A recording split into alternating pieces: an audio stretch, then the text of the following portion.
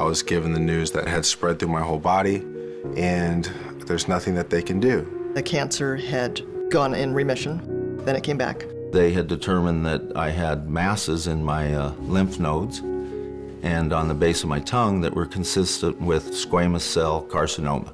I went to a clinic and they said, "This looks pretty suspicious," and I blew it off. I thought, you're wrong, you have no idea. It wasn't until I had a lymph node on my clavicle, swelled to the size of a baseball, that we realized something was wrong. Went to a second opinion, and again, the same information.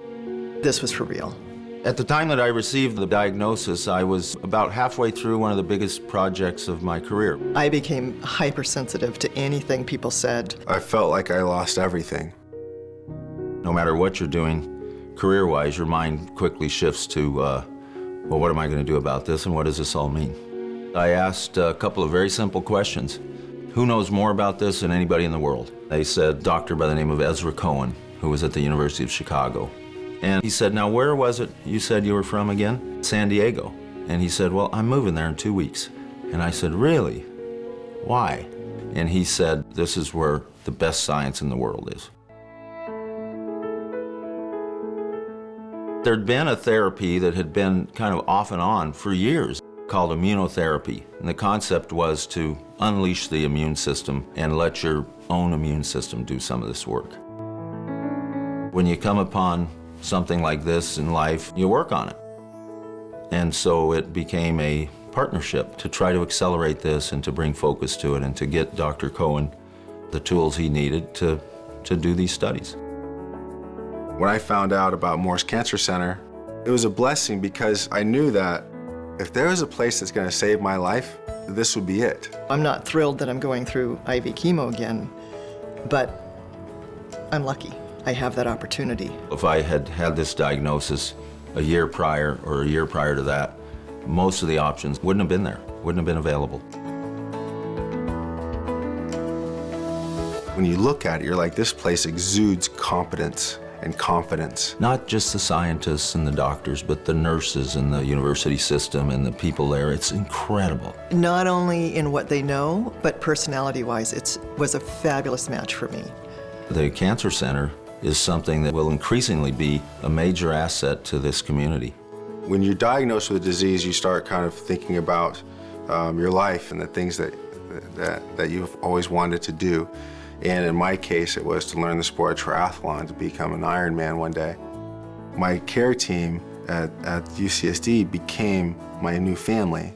I'm 145 pounds, okay? Don't even have the strength to walk from my bed to the bathroom.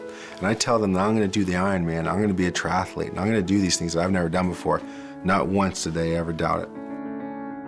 I found out that I was going to die from my cancer on October 9th of 2009. I was at the Ironman World Championship starting line on October 9th, 2010. It's about never quitting and never giving up. I'm just about to start a PARP inhibitor study, a trial study. I'll be one of 5 patients in San Diego to do this study and one of 270 worldwide. So again, how fortunate am I? This study that isn't everywhere is in my backyard because there aren't many places in our nation that have the facilities and the compassion. This is the team I believe in. I trust them with my life. One thing that anyone that goes there thinks is, how did this happen? How did we get this center here? If it hadn't have been for people like the Moores family and others, that it wouldn't be there. If you want the best scientists, if you want the best technology, and if you want to continue saving lives and making advancements, we have to have the support. We're in the middle of a giant paradigm shift in cancer.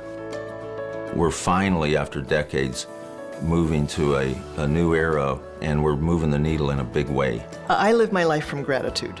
No matter how rotten the day, I believe I can find something for which I'm very grateful. And I think we all can do that. We're all here at an inflection point in this disease, and we can make a difference in whether it helps people 20 years from now, or 10 years from now, or 5 years from now, or how soon. It will help people. This will be a major impact on this disease.